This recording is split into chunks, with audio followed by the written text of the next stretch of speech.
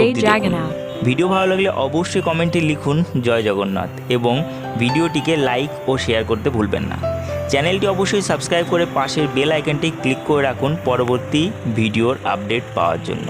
আর আমাকে ইনস্টাগ্রাম ও ফেসবুকে ফলো করে রাখতে পারেন, আমি সেখানে রেগুলারলি অ্যাক্টিভ। তো চলুন দেরি না করে শুরু করা যাক। আজ সকাল সকাল আমরা হোটেল থেকে স্নান করে বেরিয়ে গেলাম জগন্নাথ দেবের দর্শন করতে। এই মন্দির খোলা থাকে সকাল 5টা থেকে রাত 10টা পর্যন্ত।